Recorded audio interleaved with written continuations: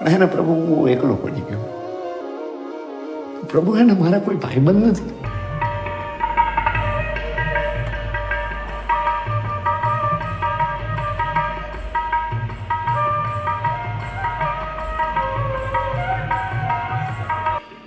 Box office પર 100 કરોડની કમાણીનો ઐતિહાસિક આંકડો પાર કરવા બદલ લાલો ફિલ્મની ટીમનો સન્માન સમારોહ યોજાયો. સિતારાના સ્થાપક ટુટુ શર્મા અને રાહુલ નહેરાએ જણાવ્યું કે જામ ખંભાળિયા સહિત અમારા તમામ કેન્દ્રો પર લાલાએ તમામ રેકોર્ડ તોડી નાખ્યા છે. સિનેમેટિક ઉત્કૃષ્ટતામાં આ મોટી સલાંગથી અમે ખૂબ જ ઉત્સાહિત છીએ અને આગામી 12 થી 18 મહિનામાં ગુજરાતના 25 સ્ક્રીન સ્થાપવા માટે અમે મક્કમતાથી આગળ વધી રહ્યા છીએ.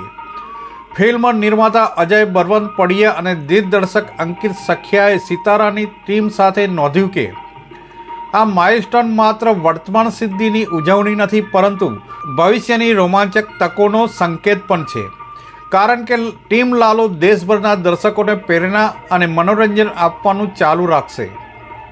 સન્માન સમારોહ દરમિયાન લાલો ફિલ્મના નિર્માતા અને દિગ્દર્શક આ ફિલ્મમાં વિશ્વાસ મૂકવા અને ગુજરાતી સિનેમાને ₹100 કરોડના ક્લબમાં પહોંચાડવા બદલ દેશભરના ગુજરાતી પ્રવાસીઓનો આભાર માન્યો હતો. તેમણે વધુ ઉમેર્યું કે લાલો ટીમ દ્વારા ગુણવત્તા માટે સતત પ્રયાસ અને પ્રેક્ષકો માટે મજબૂત ભાવનાત્મક જોડાણોને કારણે આ અનોખી સિદ્ધિ પ્રાપ્ત થઈ શકી છે.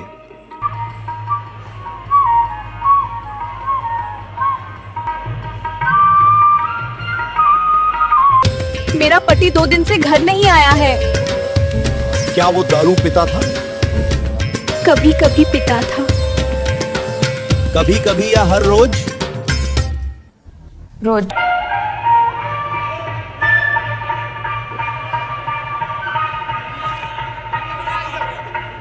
છેલ્લો આંકડો તો હજી નથી ખબર કે શું છે, હજી તો બહુ આગળ જશે ને 100 કરોડ થયા. એક ખાલી એક કીધું ને એક આંકડો એક ખાલી બતાવવા માટે લોકોને કે ભાઈ 100 કરોડ થયા કે, પણ કેટલા લોકોએ જોઈ બહુ ઇમ્પોર્ટન્ટ છે. ઘણા બધા લોકોએ આ ફિલ્મ જોઈ છે અને અમારું હજુ એવું છે કે 6 કરોડ ગુજરાતીઓમાંથી લગભગ 60-65 લાખ લોકોએ ફિલ્મ જોઈ છે. એટલે હજી ફિલ્મ આમ ઘણા બધા લોકોને બાકી છે. એવું છે કે હજી લોકો સુધી પહોંચે એની માટે સિતારા સિનેમા જેવું સિનેમા કે લોકો સુધી હજી સ્ક્રીન આવે તો લોકો સુધી પહોંચશે. અને ગુજરાતી સિનેમા પહેલેથી જ અવ્વલ નંબર ઉપર છે. આ તો નાના મોટા કે ને કે ઓલું હોય ને, છોકરું થોડું જેમ જેમ મોટું થતું જાય એમ ઓલું થતું જાય એમ ક્યાંક ને ક્યાંક અત્યારે હવે કદાચ 100 કરોડ થયા એટલે એક નોંધ લેવાણી, પણ ઘણી એવી ફિલ્મો હતી કે જેણે ગુજરાતને પ્રાઉડ ફીલ કરાવ્યું હતું, જેમ કે હેલારોએ નેશનલ એવોર્ડ જીતો હતો. પણ હવે એવું છે કે એવી ફિલ્મો વારા ઘડીએ વર્ષે 25-30-40 ફિલ્મો બનશે કે બનતી રહેશે. હવે એમ કે એક બધાને પુશઅપ મળી ગયું કે ભાઈ ફિલ્મ બનાવી શકીએ એમ. એટલે ગુજરાતી સિનેમાનો સુવર્ણકાળ ચાલુ થઈ ગયો છે અને ભગવાન કૃષ્ણ એની ઊંડી સ્વીકારવા આવ્યા છે ગુજરાતી સિનેમા.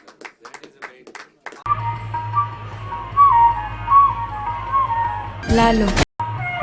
કે ભાઈ 100 કરોડની આપણી ફિલ્મ થઈ તો આપણે આપણું કલ્ચર, આપણા દ્વારકાધીશ, એને આપણે બીજા લોકો સુધી લઈ જઈએ અને એ આપણું કલ્ચરને કઈ રીતે આપણે લોકોને શું કહેવાય બતાવીએ.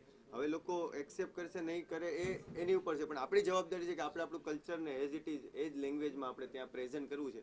પછી જોઈએ પ્રભુ ઉપર કે એને કઈ રીતે લે છે, પણ અમારો થોટ હતો કે આપણું કલ્ચર બતાવવું છે.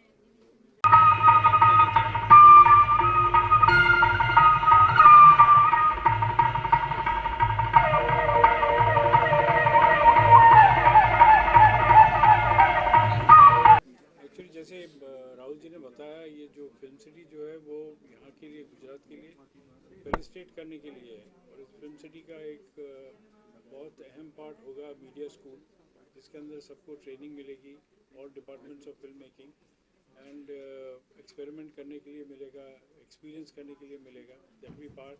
और पूरी फैसिलिटीज़ जो है वो इंटरनेशनल स्टैंडर्ड की फैसिलिटीज़ होंगी. और एक चीज़ और है इसके अंदर, जैसे कहा है कि ये जो फिल्म सिटी है, मौका मिला यहाँ गवर्नमेंट से तो हम बनाएंगे. और उसके अंदर सबसे बड़ी चीज़ होगी कि it will be a green film city. Green film city का मेरा मतलब है कि 0 कार्बन एमिट करेगी. Very good, very good. First time in India, I think. It is first time in the world, not in India. Anywhere in the world, it is not there. This will be the first time in the world that a film city like this will be made, which is totally carbon free and environment के लिए बहुत अच्छा होगा. और इसको जो global warming है वो वर्ल्ड ओवर प्रॉब्लम है आज के दिन. एंड ग्लोबल वार्मिंग इज ये प्रॉब्लम को सपोर्ट करते पूरा हॉलीवुड सपोर्ट कर रहा है, हॉलीवुड के बड़े बड़े एक्टर्स सपोर्ट कर रहे हैं, जैसे जूलिया रॉबर्ट्स हैं, रिचर्ड गेयर हैं, ये सब हैं।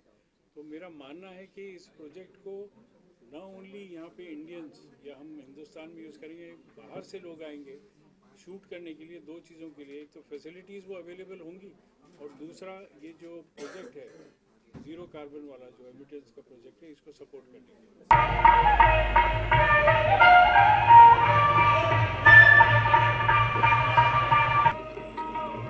Report by Ashwin Limbachiya, Bharat mirror, Ahmedabad.